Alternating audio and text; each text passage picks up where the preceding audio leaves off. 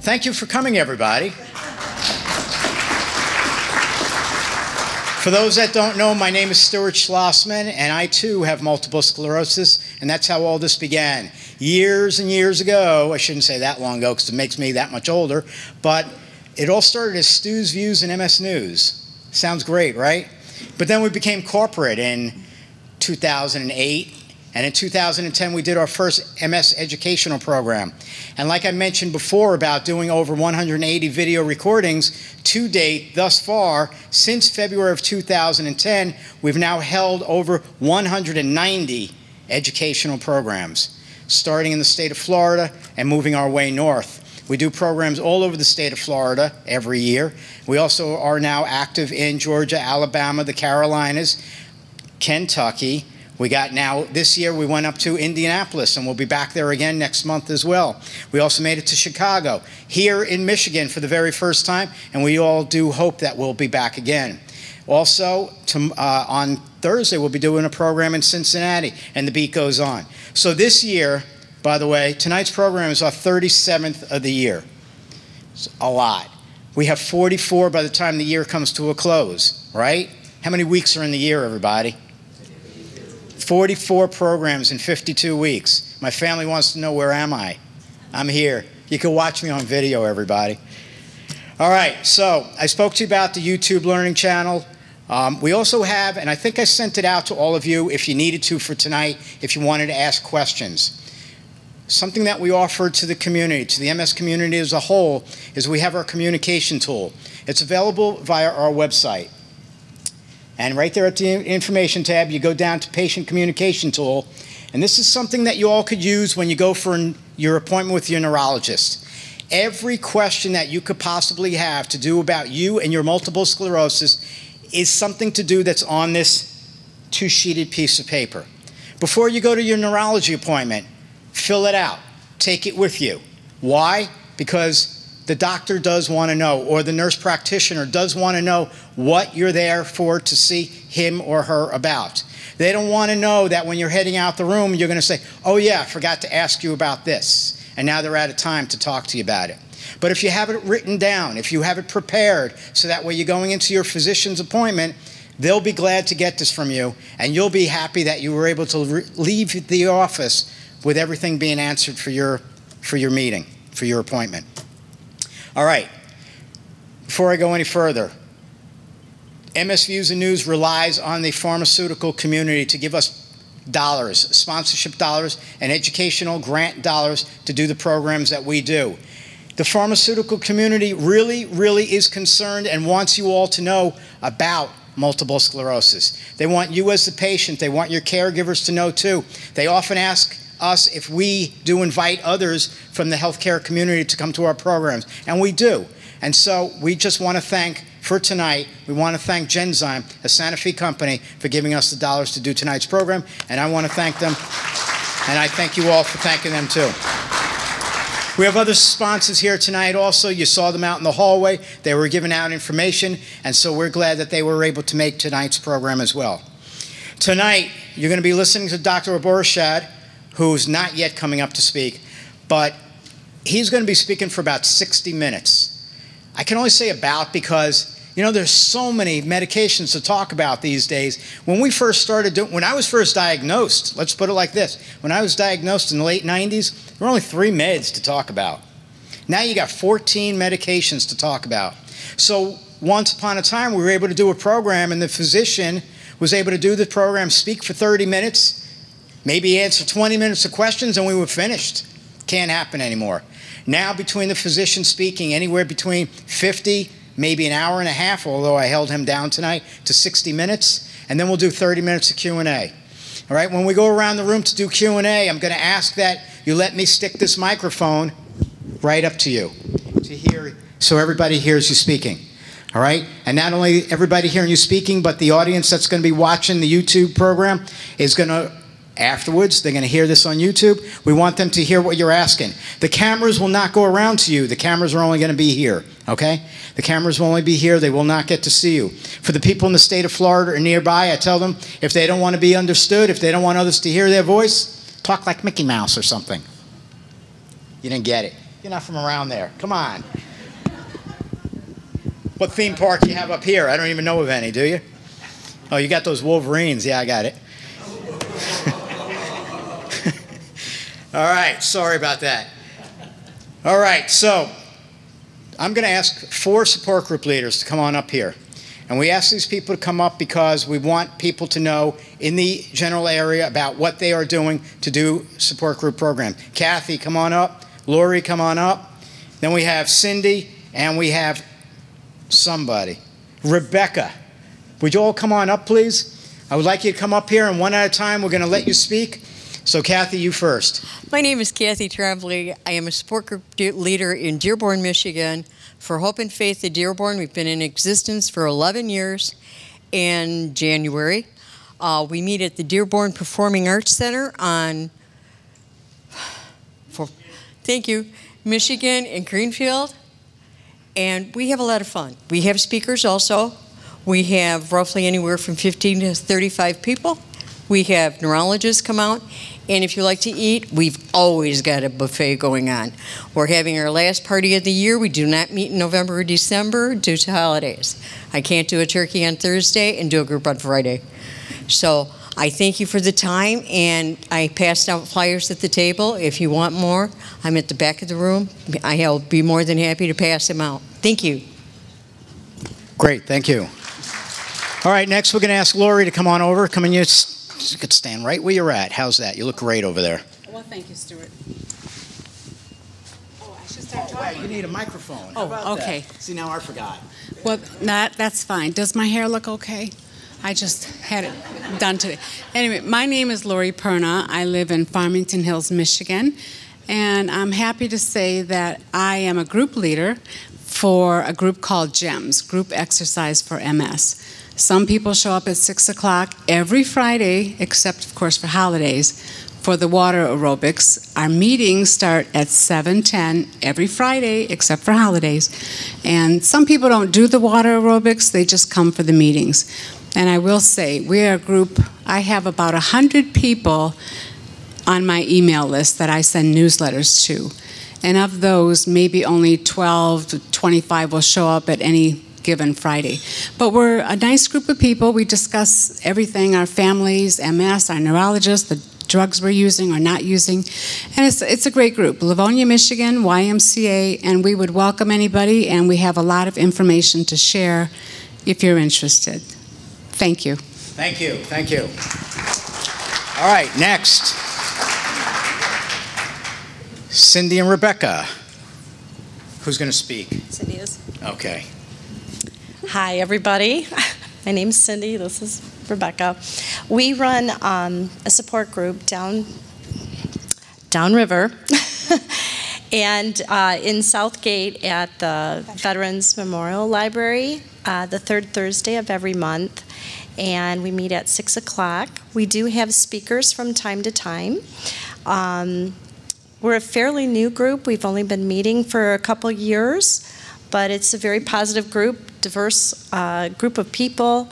I'm trying to think what else I had on the thing. Do you remember? We've been sanctioned by the MS Society, so that means that we actually have to go through some group training, teleconferences, which I just took part in this year. Very exciting. So we're always looking for new members. We also have a MS Walk team that we do the MS Walk in Wyandotte, and that's in the spring. So if you are interested, please come to one of our meetings. That's held at the Southgate Veterans Library from 6 to 7:30 on the third Thursday of the month. Great. Thank you, everybody. By the way, I know I gave thanks to the pharmaceutical industry, but I also want to thank all of you for coming out here tonight, because if we didn't have you all here, we couldn't do the program, right? So a round of applause to all of you. Thank you. And, you know, next we're going to have a special person that came all the way up from South Florida to see you all today, because a lot of people here need to know about Social Security, especially Social Security disability law, right? So I asked Lisa to come on up because she has spoken for us many times at other programs around Florida and other places too, and we just want to see that you guys are getting good information. So that's why we're having her speak to you all tonight. Something I forgot to mention earlier.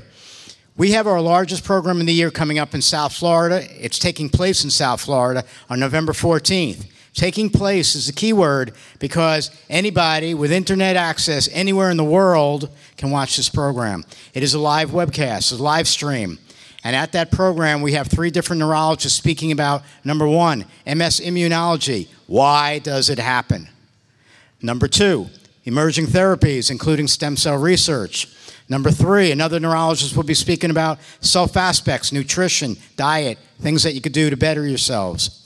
Then we're going to have a urologist speak about bladder issues. And to end the day, we're going to have a personal trainer who's going to be speaking about what you can do to, even if you feel like you can't exercise, everybody can do something to limit spasticity to your bodies. And he's going to speak with everybody about this. So it is a live webcast, and we will be making announcements about it about 1 week prior to the program. These announcements are going to go out all over the world. Yes, you will know about it as well. We currently have 320 people registered to attend that day. Attend in person, 320 people.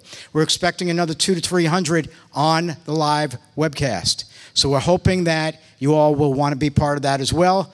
If you do miss it, just like our YouTube videos, you can go back and watch it at another time.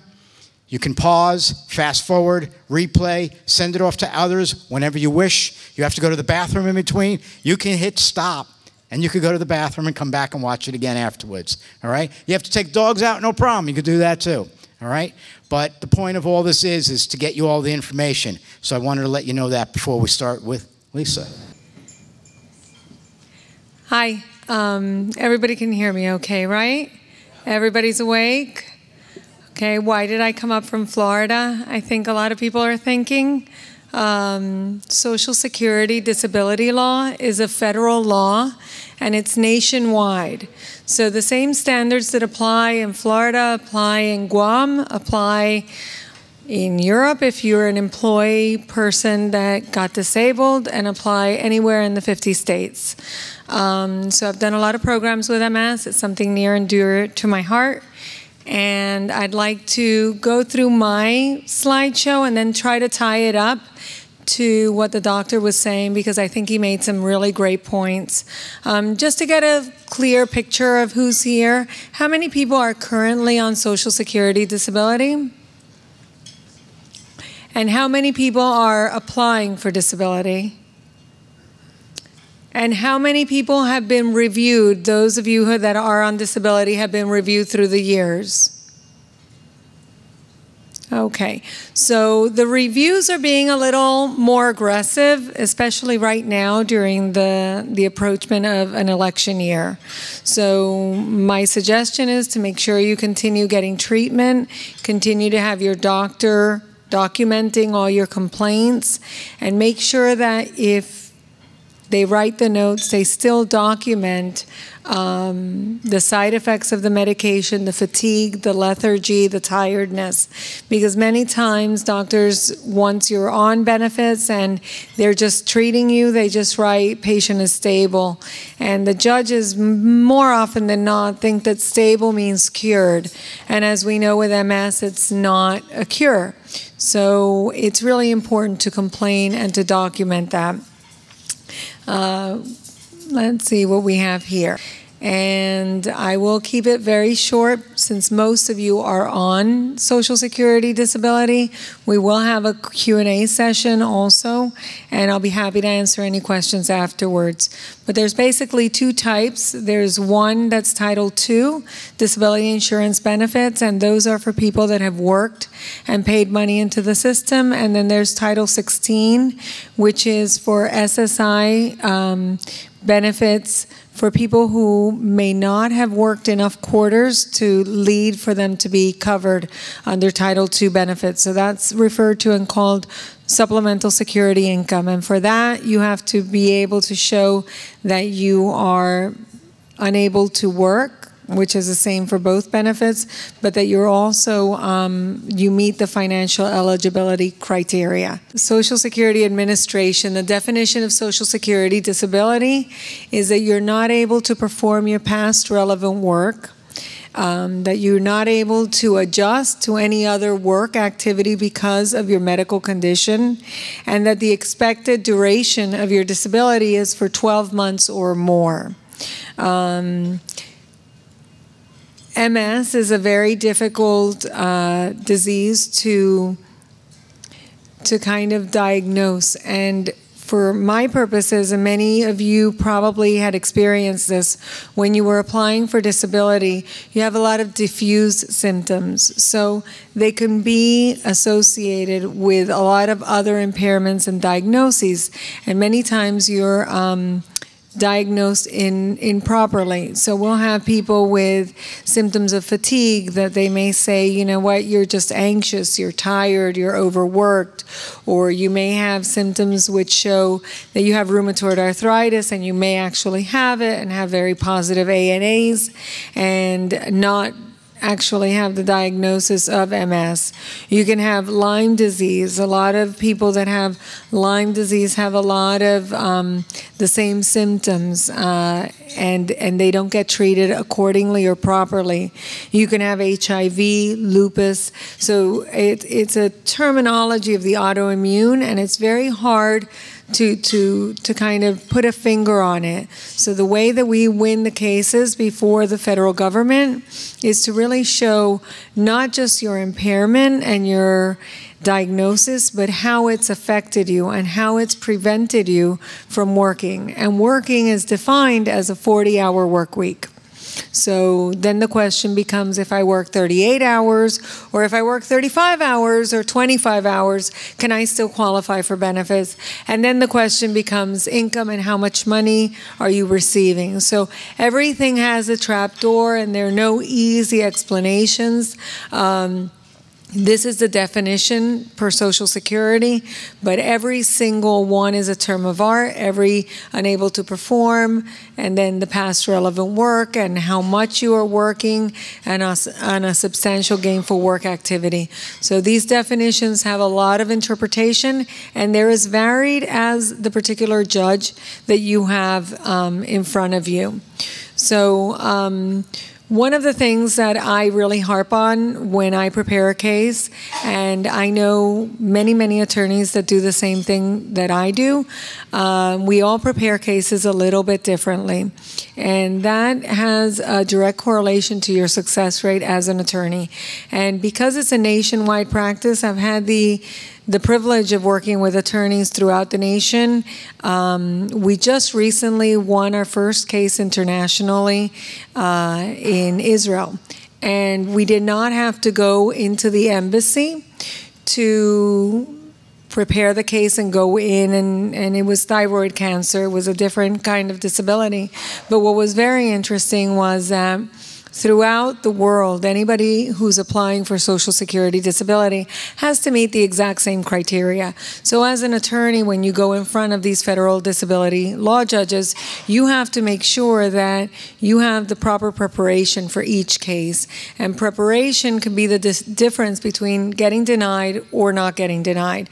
So many times you may actually be applying for disability, not have a diagnosis for MS, have some of the signs and symptoms, some of the labs, but not necessarily have done the spinal tap or have anything concrete, and you have not been diagnosed with MS.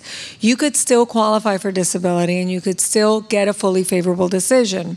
And likewise, you can actually have MS and be able to work and not qualify for Social Security disability. So it's never really the diagnosis as much as the symptomatology and the preparation that you have to do for the case begins when you apply or when you actually are not able to work anymore. Many times we push through and we try to work, and sometimes we wait too long to apply, and then it makes it more difficult for the process to go through because Social Security is so backlogged and so delayed in obtaining benefits.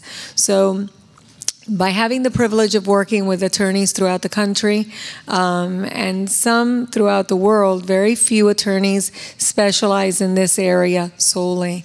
And the reason is because we're capped. So we're capped at $6,000 a win, basically. So we take the cases. We win, we get paid. We don't win, we don't get paid. And right now we have an all-time high of denials nationwide. So a lot of attorneys, and everything's becoming electronic. So I have 4 attorneys who I've known for the last 23 years who have put up their shingle and passed me cases. And now that they're no longer my competitors, it's very interesting to see how different attorneys prepare for the case. So for me, it's all about the complaints and the symptomatology. You can be depressed, and it doesn't really matter if you don't go to the doctor, and if you don't complain, and if you don't get medication prescribed to you, and if you don't have it documented. So whatever it is, and whoever you know that's going through this, I have to emphasize that lack of treatment will never win your case. Whether or not you have proper funding, and here in the state of Michigan, you have very good public funding. In the state of Florida, where we're headquartered, we do not.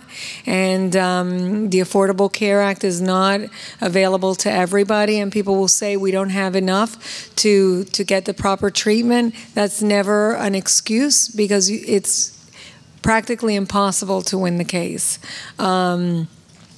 Going through the sequential process, seeing what you need and outlining the case, so few people do this, really.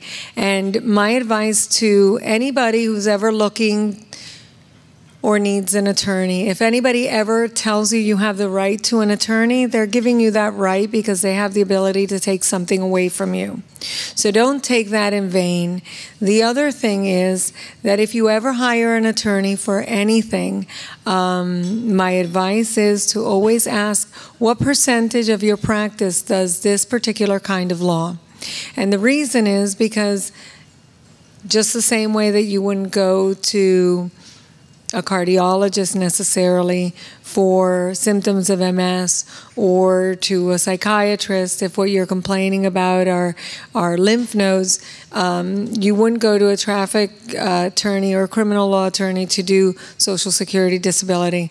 So many people dabble in it, but having a great reputation in the area that you have is tantamount to having a better chance at winning your case. This is again, how we prepare for a hearing. There's only a few people in the crowd that are applying for benefits. So anybody who has applied has seen this before or should have seen this. Really opening statements in front of the judge, letting you know what to expect, referencing specific exhibits. And this is where I talk about, with respect to what you feel, going back to what the doctor was saying, if you have cognitive issues, fatigue, pain, depression, you document it. You tell the doctor, because every time you go to the doctor, it's almost like a blank page in a journal. You can write, you can document, and that is evidence in front of a judge. And that's what we use as attorneys to be able to show that on this day and this day and this day, by referencing it back, you would not be able to work or hold a 40-hour week.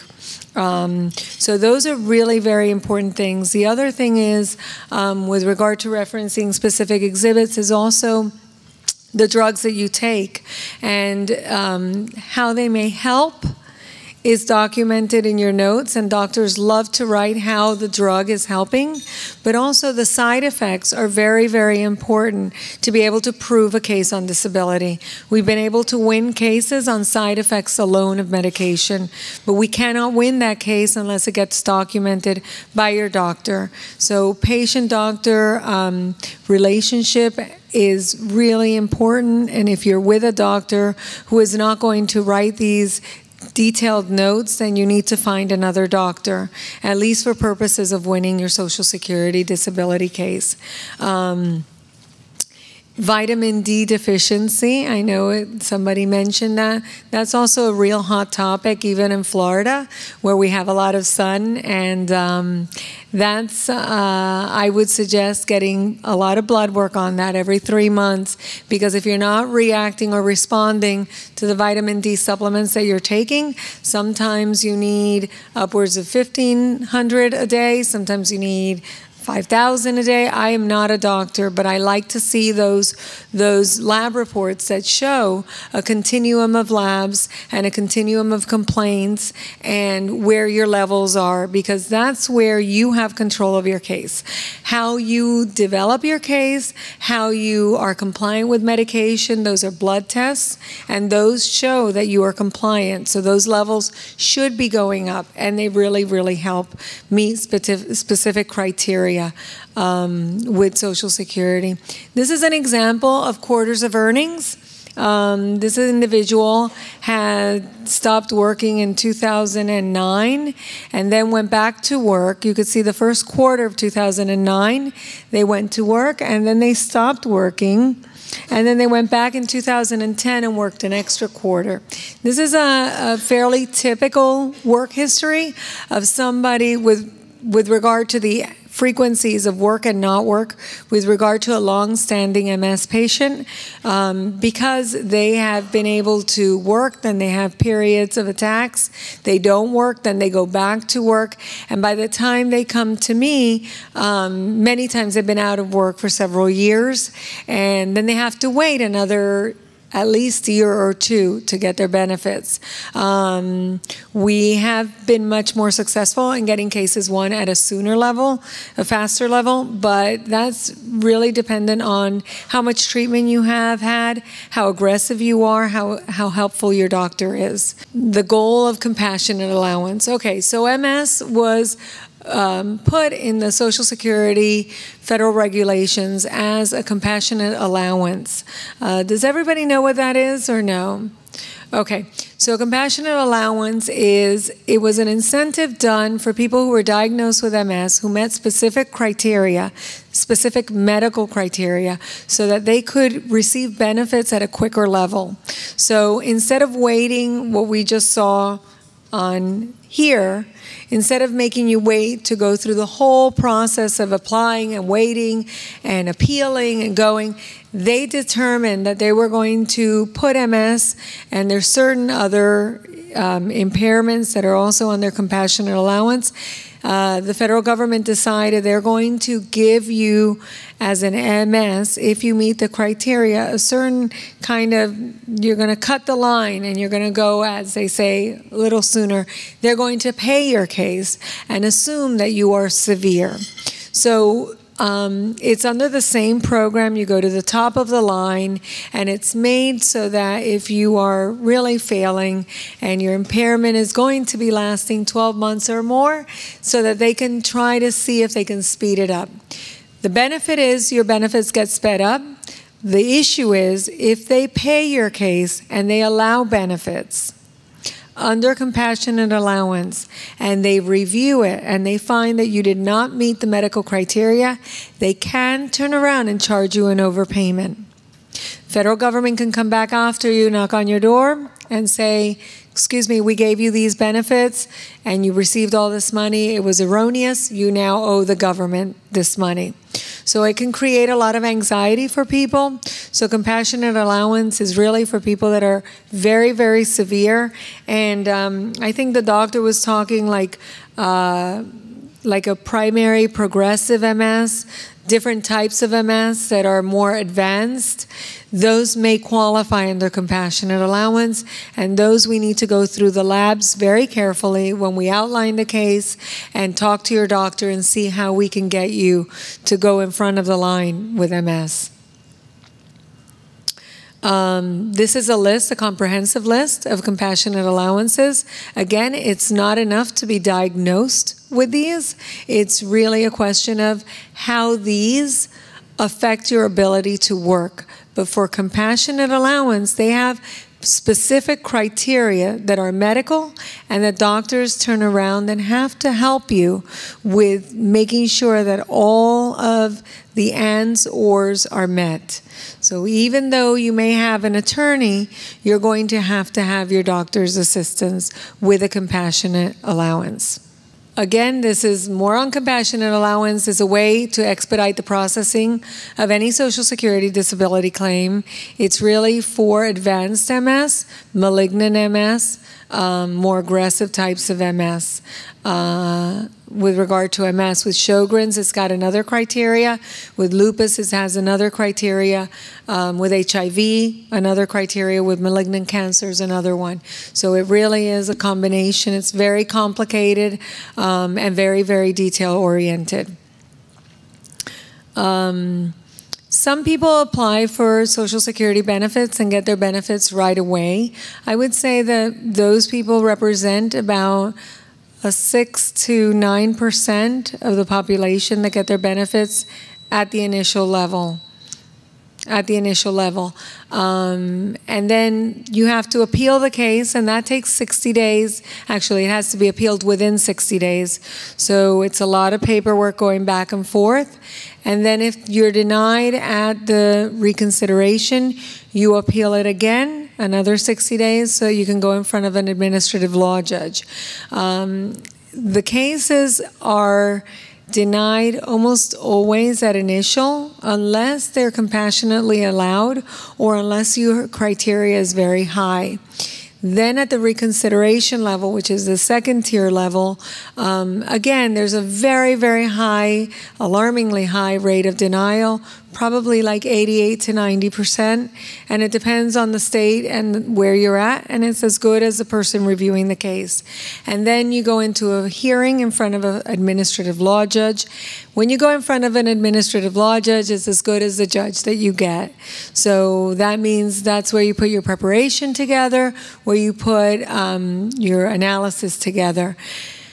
But there are certain listings of criteria, which means just like in compassionate allowance, there are certain medical requirements that if met, you should be entitled to receive your benefits at the initial level or at the reconsideration level. You should not have to wait 12 months. You should not go into a hearing in front of an administrative law judge. If that were the case, I wouldn't be here today, because over and over again, I'm in front of a judge and I have all the criteria and they decide to say autoimmune is in the mind. Autoimmune could be anxiety. Stress is created. And this is something that we go to federal court with very often on a daily basis. So if it were that simple, we wouldn't have these discussions. The reason that we have them is because it's open to interpretation. So we all know that anxiety can exacerbate, but anxiety didn't give you the diagnosis. So I can go on, but it's getting late, and I think everybody can understand how frustrating it can be to go in front of judges when you have a really great record. Not everyone has the opportunity to have the treatment that's consistent and continuous, or the neurologists and the doctors that are compassionate. It really has to do with the area that you live in and the socioeconomic abilities that you have, the contacts that you have, and support groups like this can inform their wealth of information. And so many people, as many times as I talk in these groups, and as many times as I hear myself and I think I'm listening, I'm always surprised to hear how many people have MS and didn't know about a group like this. So spreading the word is really important, because those are the people that go in front of judges and get that comment It's all in your head. Or, oh, maybe you have MS, but it's as of now when they diagnosed it, not 2 years ago when you weren't able to work and they didn't know what was wrong with you. So we try to go as far back as we can with the documentation that we have. I hope I'm making that really clear. And that's me. Not the greatest picture. It may have been a selfie or my kid may have taken it, but I'm a graduate from University of Florida. I went to Temple Law School, member of the Pennsylvania Bar Association also, because that's where I was, an active member of the National Organization of Claims Representatives for Social Security, trial member, lawyer. But really, all we do is Social Security disability, 100%, and it's nationwide. And I'm happy to say it's now worldwide. And I'm also happy to say that my hope is to take some cases into the Supreme Court, because we have some great federal denials that are primed to go in. So that's what we do. We appeal the cases, and I'd be happy to answer any questions you may have. But for those of you that are currently on benefits, remember, every time we go into an election year, the government tries to save money, and they do reviews, and they are actively pursuing reviews. As long as you are very wary every time Social Security phones, and you make sure you're getting treatment, you make sure you're consistent with your medication and compliant, you should have no problem. Because for a medical review, the standard is, has your condition improved? So if Social Security can say that your condition improved in any way, they would be able to turn away and stop your benefits, which would mean that you would have to appeal it. Oh, and if anybody gets reviewed and anybody has to appeal it, if they cut your benefits off, they write it really tiny, you have 10 days in which to appeal and continue receiving your check. Only 10 days. You have 60 days to appeal the decision, but you only have 10 days to appeal to get your money, okay? The other side of the coin is that if you appeal within those 10 days and you do receive your check and 2 years later you lose your case, you have an overpayment. So I'll be open to any questions. Happy to answer any questions, on or off the camera. I'd like to know, for those of us that are on benefits, that we just got that form that we filled out that you were talking about, and we marked better. No. Yeah. No. It hit the mail. That's improved. Better is improved. Better is another word for better. Okay, I'm doing better. No, stable is a word.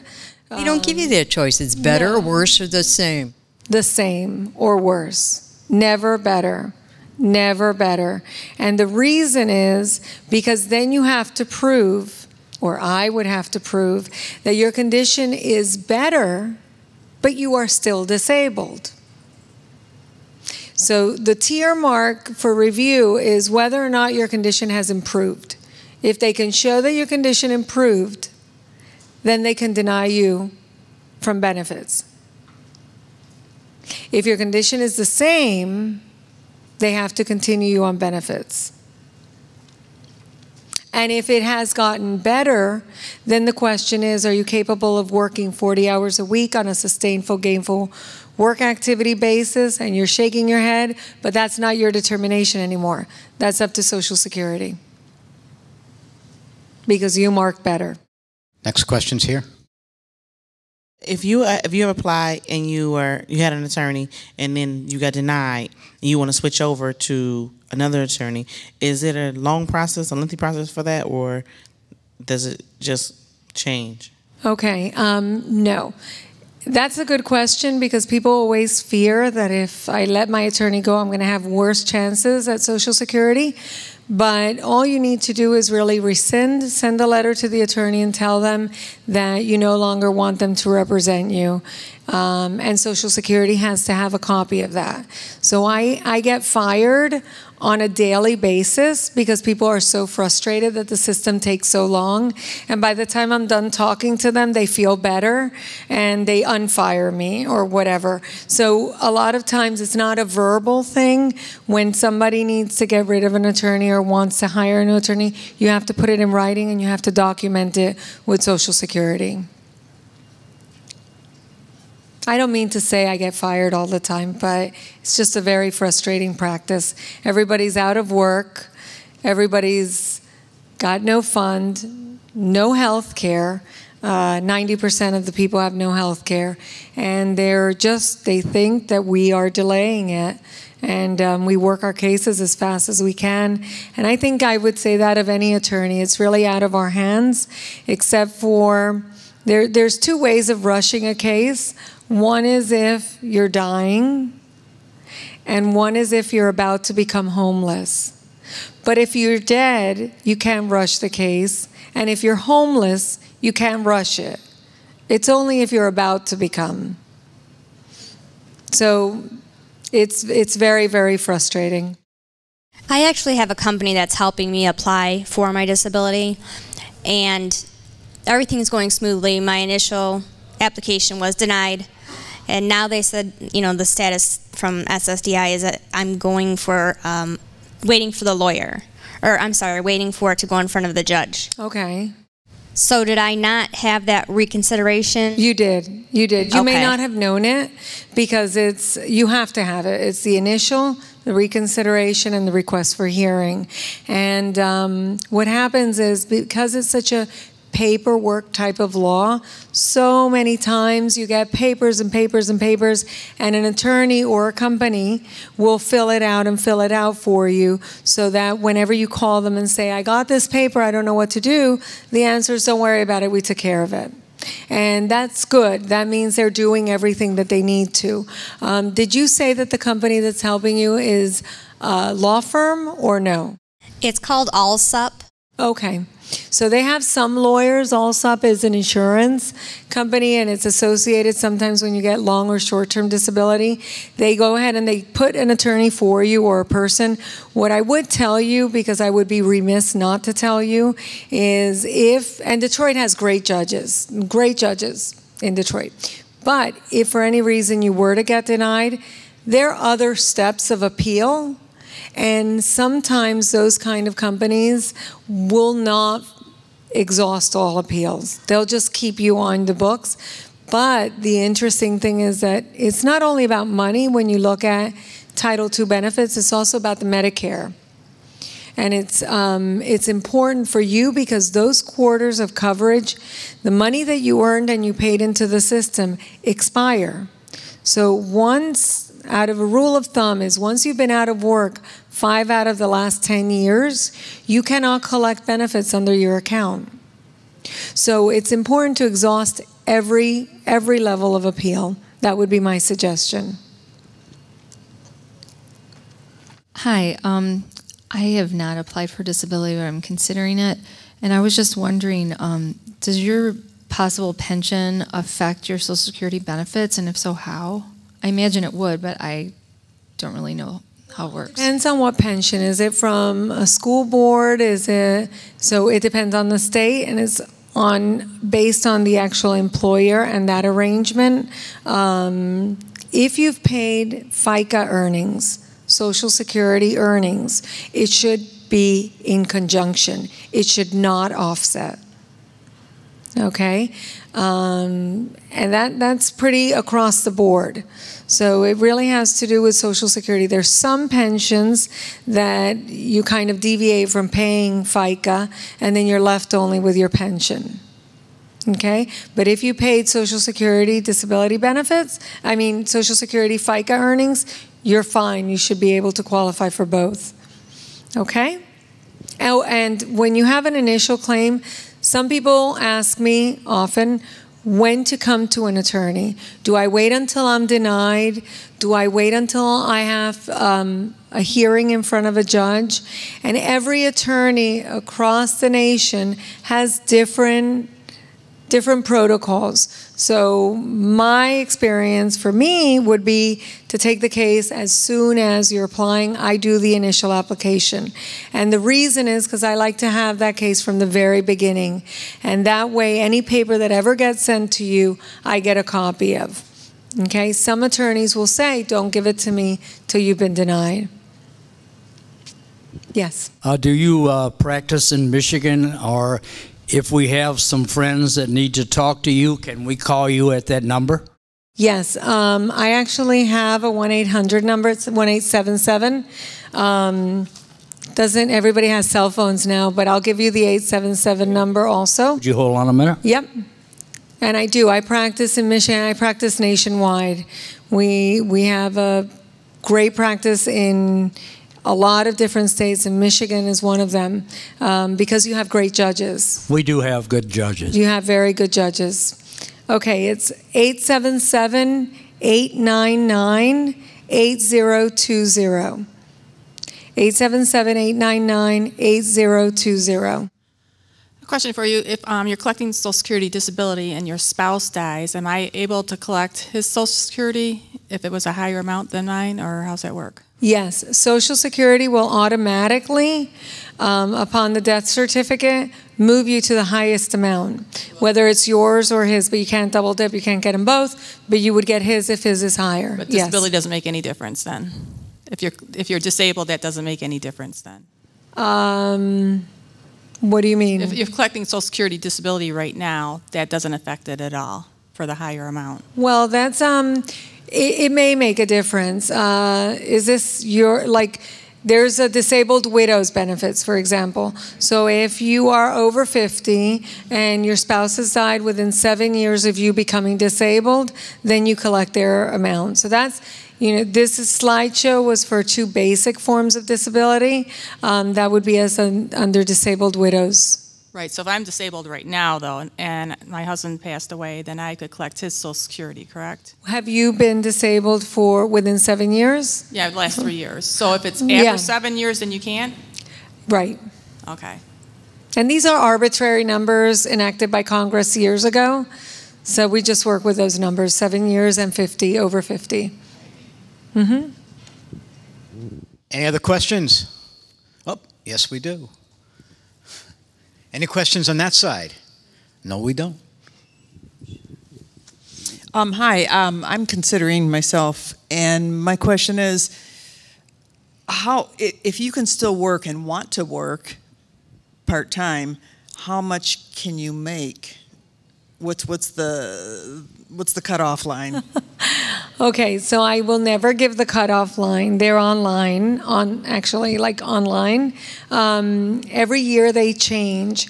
But I will say that Social Security and the judges and the personnel are trained to think and to know that if you're working right under the cutoff line, you're artificially keeping your hours and your pay lower so that you can double dip and qualify for both. So my suggestion is twofold. One is, as long as you have proper documentation with your medical doctor as to how much work you're doing, how it feels, how many absences you have, how many times you come in late, how many times your task is off task, you have that documented, and then you can show that your work is either accommodating you, it's a whole other way of winning a case, or that your work is under the hours because you physically are not able to do 40 hours or more. And that becomes a credibility issue, whether or not you are artificially keeping your hours low or not, and what documentation do we have for that. Don't wait until you're very sick to apply for Social Security disability benefits, because the process is long and hard, and the criteria is tough to meet. And it's almost like a job in and of itself to go through this. And it will take at least 12 to 18 months if you don't have certain types of MS that qualify for an initial determination or reconsideration. So it's a delicate balance. Work as much as you can because it makes you feel well, but don't work where it makes you feel exhausted. I hope that helps. Thank you. Nice round of applause here for Lisa. Yay! Thank you. Thank you. Once upon a time, I remember Lisa coming up to the podium. We did a program a few years ago, and oh my gosh, was she nervous. You imagine that? You guys get nervous in front of a camera? It's pretty easy when you get used to it. So anyway, thank you, Lisa. Thank you for coming. You're welcome. And there you go. Everybody, thank you again for coming out tonight.